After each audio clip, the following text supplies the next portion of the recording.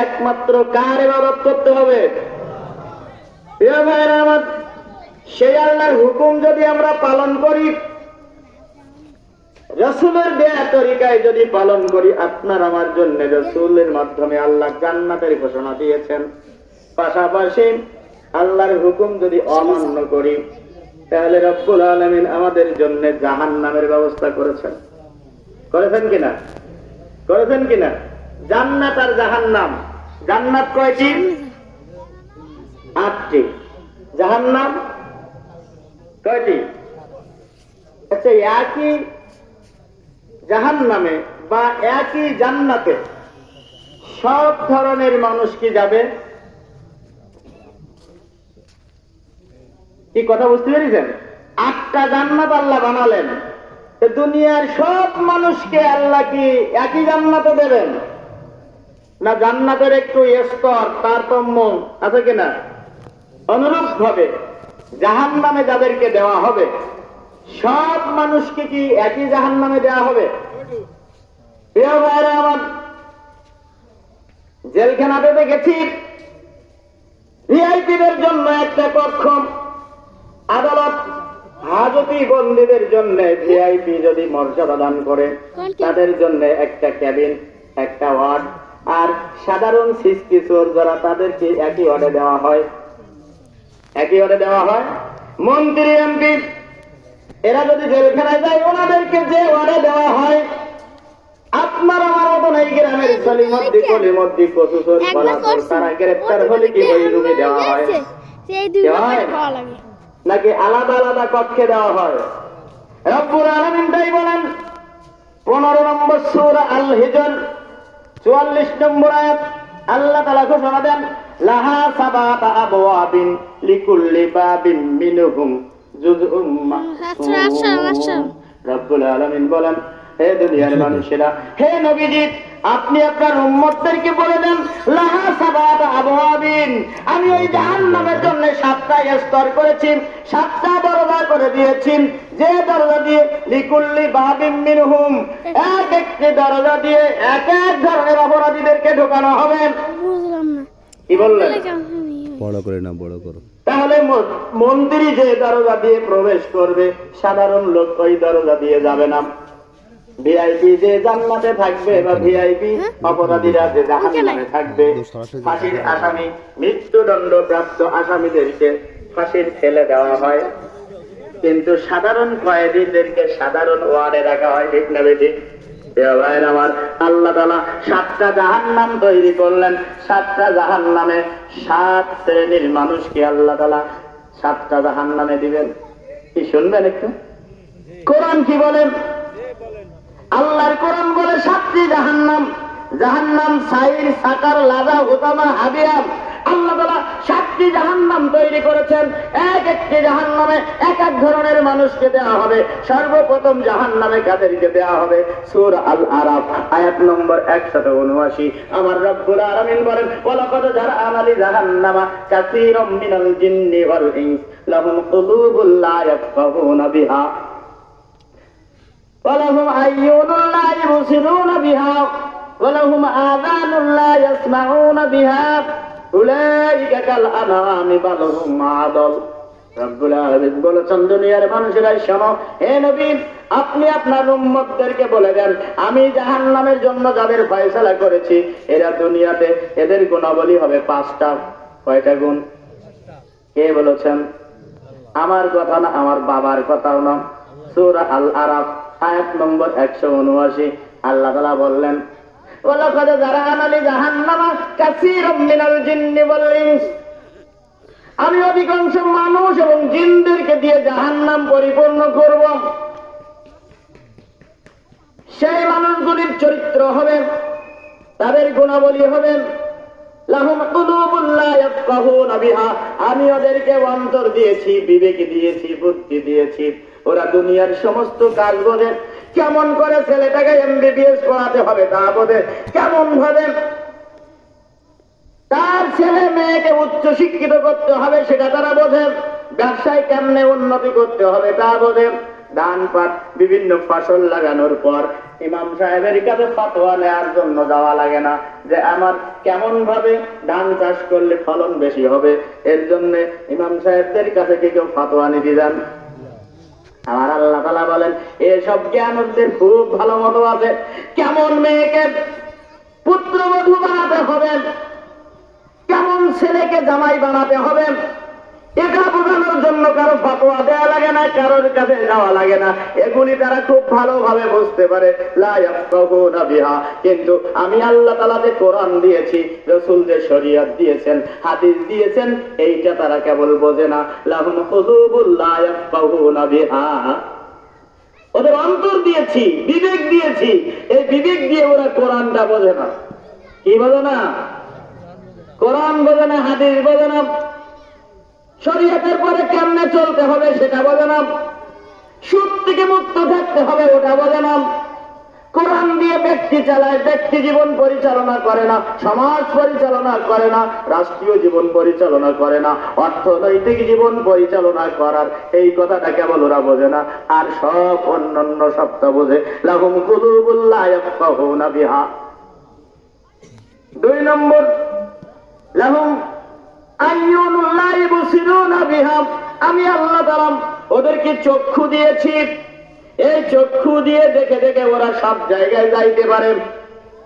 এই চক্ষু দিয়ে দেখে দেখে ওরা যাত্রার প্যান্ডেলে যাইতে পারে, পুতুল নাচ দেখতে যাইতে পারে, কোরআনের বিরুদ্ধে ওই পিরোজপুরের ময়দানে মিছিল করতে যাইতে পারে।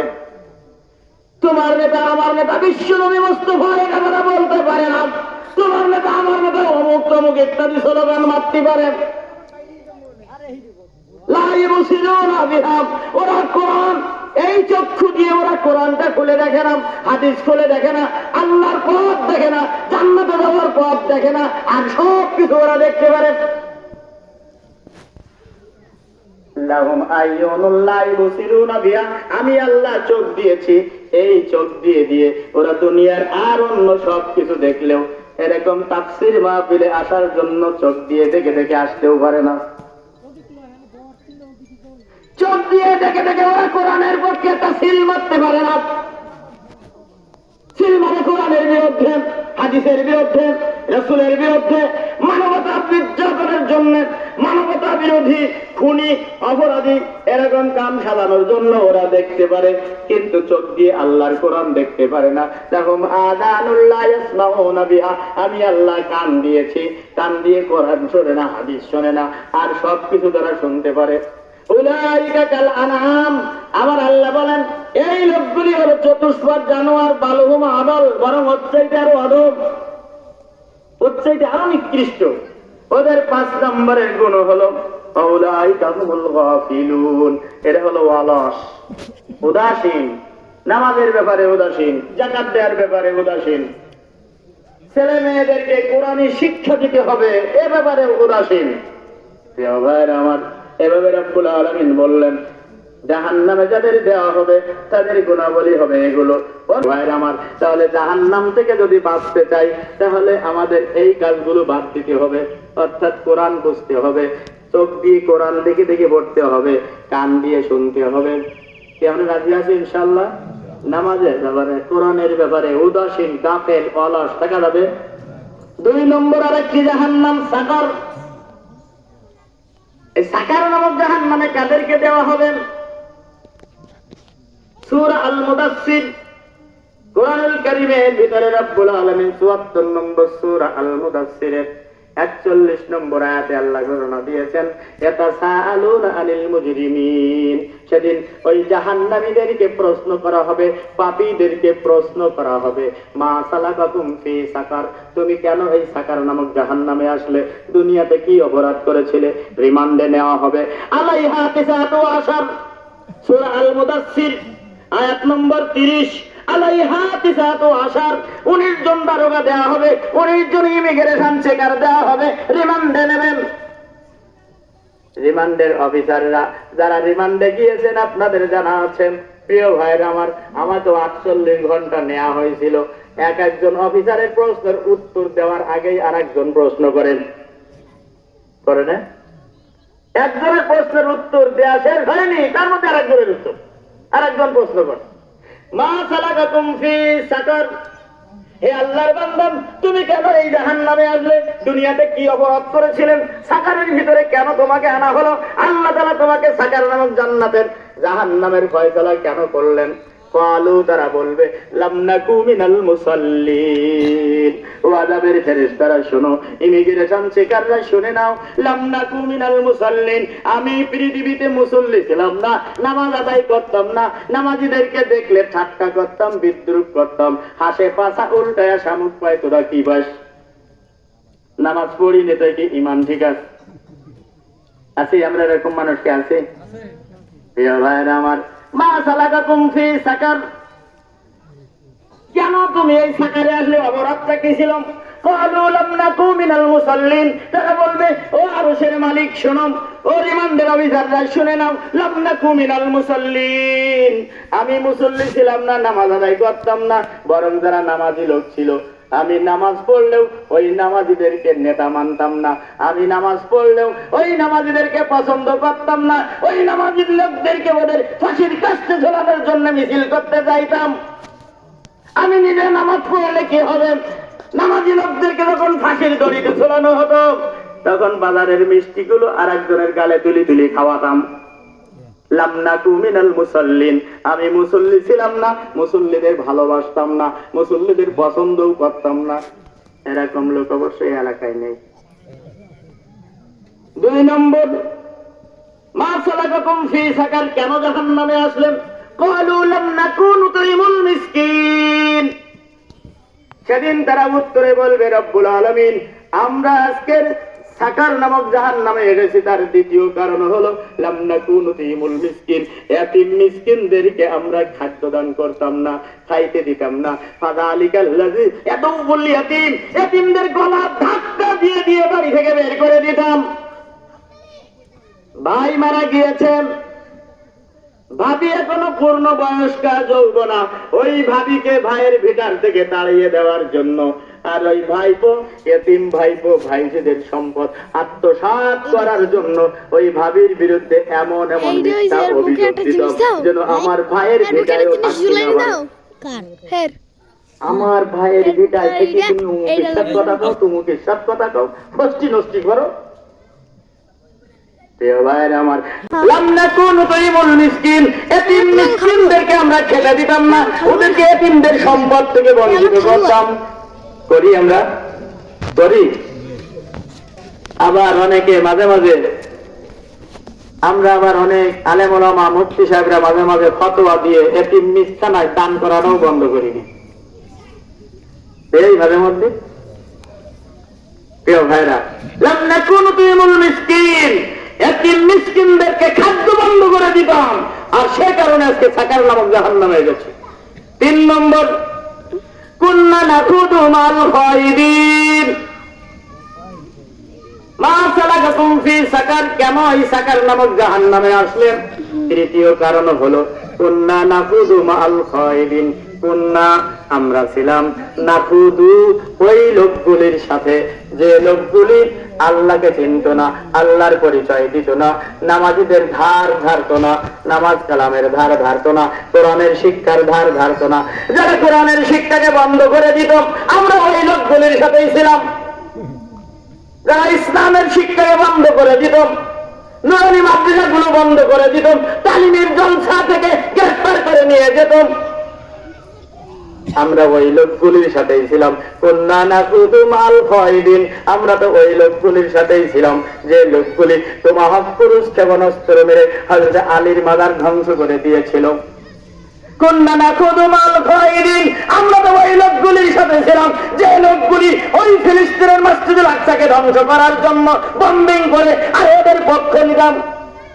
কুন্না নাখুদু মাল খায়িদিন, আমরা তো ওই লোকগুলির সাথেই ছিলাম যে লোকগুলি কোরআনের পাখিকে যখন ফাঁসিতে দেওয়া হবে, আমরা স্লোগান মারতে যাইতাম, ওনাকে ওনার পৈতৃক সম্পত্তির পরেও কবর দিতেও দেওয়া হবে না। কুন্না নাখুদু মাল খায়িদিন, আমরা তো এই ধরনের লোকদের সাথেই ছিলাম।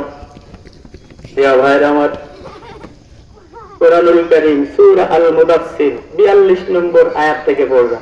4 নম্বর কারণ, কুন্না নুকাদ্দিবু ইয়াউমিদ্দিন, চতুর্থ কারণ হলো আমরা এই বিচারের দিনকে অস্বীকার করতাম। মানুষ এমনে আইছে এমনে হবে, মরি গেলে সব মাটিতে পরিণত হবে, বিচার আবার কিসে? আমাদের কোন কোন ভাইয়ের ব্রেনে এই ধরনের চিন্তা আছে না? আছে। কুল্লা নুকাজ্জিবু বিয়াউমিদ্দিন, আমরা এই বিচারের দিন আল্লাহ তাআলার সামনে যে বিচার করা হবে, বিচারের হিসাব দিতে হবে, আমরা এইটাকে অস্বীকার করতাম, মিথ্যা মনে করতাম। তাই আজকের এই সাকার নামক জাহান্নামে এসেছি। প্রিয় ভাইয়ের আমার কি খারাপ লাগছে না? অধৈর্য হয়ে গেলে বলবেন, শেষ করে দেব। 3 নম্বর সাইর, আর একটা জাহান্নাম সাইর। সাইর নামক জাহান্নামে কারা যাবে? রব্বুল আলামিন বলেন, আলাম ইয়াতিকুম নাযীর, সূরা আল মুলক আয়াত নম্বর 9। রব্বুল আলামিন বললেন, আলাম ইয়াতিকুম নাযীর, তোমাদের কাছে কি কোনো সতর্ককারী আসেনি, দাওয়াত দানকারী আসেনি? তাবলীগের ভাইরা কি তোমাকে দাওয়াত দেয়নি? চরমনার ভাইরা তোমাকে কি দাওয়াত দেয়নি? জামাত ইসলামের ভাইরা কি দাওয়াত দেয়নি? নায়েবে রাসূলগণ তোমাদেরকে কি দাওয়াত দেয়নি? ওয়াজ মাহফিলে, সিরাত মাহফিলে, জুমার নামাজে তোমার কি কেউ দাওয়াত দেয়নি? নামাজ না পড়লে এরকম সাজা হবে, জাহান্নামে যেতে হবে, এ কি তোমাকে কেউ বলেনি? ক্বালু বালা, তারা বলবে হ্যাঁ বলেছিল। তারা বলবে হ্যাঁ আমাদের কাছে দাওয়াত দিয়েছিল, বলেছিল, কিন্তু বালকুন্না কাল্লাবনা, আমরা আলেমরা যখন আলোচনা করতেন, আমরা ওই চায়ের দোকানে বেঞ্চের উপরে বসে ঠ্যাঙের পরে আর এক টান ঠ্যাং তুলে আঙ্গুলের ফাঁকে এক সিগারেট আর 4 কাপটা নিয়ে টান মারতাম আর বলতাম, ওই স্টেজে বসে মাওলানারা যা বলতেছে সব মিথ্যে কথা, মা নাযালাল্লাহু মিন শাইইন, আল্লাহ এইরকম কোন আয়াত নাযিল করে নাই। আছে এরকম লোক? আছে? আছে। কি পাওয়া যায়? সূরা আল মুলক 11 নম্বর আয়াত, লাউ কুন্না নাসমাউ আও নাকিলু মা কুন্না ফি আসহাবিস সাইর। সেদিন তারা বলবে, রব্বুল আলামিন, লাউ কুন্না নাসমাউ, যদি আমি শুনতাম, মনের কান দিয়ে, অন্তরের কান দিয়ে আলেমদের এই কথাগুলি যদি শুনতাম, খতিবদের এই কথাগুলি যদি শুনতাম, মুফাসসিরদের এই কথাগুলি যদি আমরা শুনতাম, লাউ কুন্না নাসমাউ আও নাকিলু, আর যদি আমরা অন্তর দিয়ে যদি অনুধাবন করতাম, আমরা যদি বুঝতাম, অন্তর দিয়ে যদি অনুধাবন করতাম, মা কুন্না ফি আসহাবিস সাইর, তাহলে এই সাইর নামক জাহান্নামে আমাদের আশা লাগতো না। তাহলে সাইর নামক জাহান্নামে যারা যাবে তাদের কাজ কি? কোরআনের কথা শুনবে, হাদিসের কথা শুনবে। আপনি গ্রুপ দাওয়াত নিয়ে যাবেন, গাছ নিয়ে যাবেন, সব কিছু শুনবে, বলবে, শেষে যেই বলবে মা নাযালাল্লাহু মিন শাইইন, আল্লাহ এইরকম কোন আয়াত নাযিল করেনি। হুজুর রাজা বলতেন, নাউযু বিল্লাহি মিন যালিক। আছে এরকম লোক কি? আছে? আছে না? আপনাদের এলাকায় অবশ্য নেই।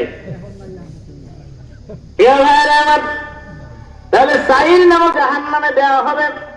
আয়াতের 10 নম্বর আয়াতে আল্লাহ বলেছেন, ওয়াল্লাযীনা কাফারু ওয়া কাযযাবু বিআয়াতিনা উলাইকা আসহাবুল জাহিম। আরেকটি জাহান্নাম, যার নাম হলো জাহিম। জাহিম নামক জাহান্নামে কাদেরকে দেওয়া হবে? রব্বুল আলামিন বলেছেন, যারা কুফরি করেন, আল্লাহকে যারা অস্বীকার করে, কোরআন সুন্নাহকে যারা অস্বীকার করে, শরীয়তকে যারা অস্বীকার করেন, কোরআনকে যারা মিথ্যা প্রতিপন্ন করেন, আমার আয়াত সমূহকে যারা মিথ্যা মনে করে, উলাইকা আসহাবুল জাহিম, আমি আল্লাহ তাআলা ওদেরকে জাহিম নামক জাহান্নামের ফয়সালা করব।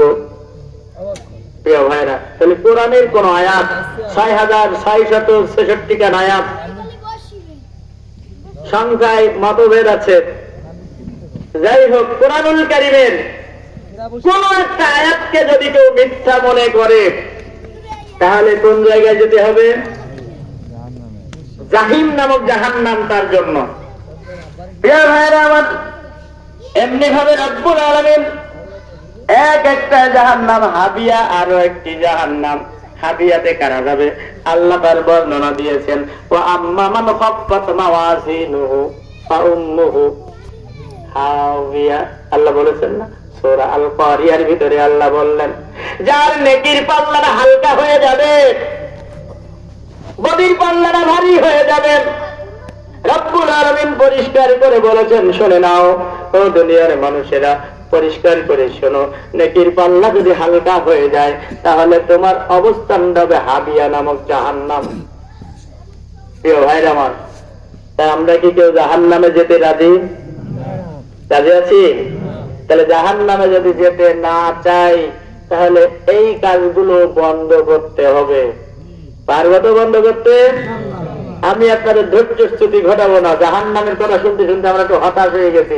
আল্লাহ যেখানে জাহান্নামের কথা বলেছেন তারপরেই জান্নাতের কথা বলেছেন না? আসুন, আল্লাহ তাআলা 8টা জান্নাত বানিয়েছেন। সব মানুষকে একই জান্নাতে আল্লাহ দেবেন না? দেবেন। আমার আল্লাহ তাআলা বলেন সূরা আল কাহফের ভিতরে আল্লাহ ঘোষণা দিয়েছেন, ইন্নাল্লাযীনা আমানু ওয়া আমিলুস সালিহাতি কানাত লাহুম জান্নাতুল ফিরদাউসি নুজুলা। রব্বুল আলামিন বলেন, দুনিয়ার মানুষেরা শোনো, ইন্নাল্লাযীনা আমানু, যারা ঈমান এনেছে, ওয়া আমিলুস সালিহাত, যারা নেক কাজ করে, সৎ কাজ যারা করে, আমি আল্লাহ তাআলা তাদেরকে জান্নাতুল ফিরদাউসের মেহমান বানাবো। কিসের মেহমান? জান্নাতুল ফিরদাউসের মেহমান বানাবেন।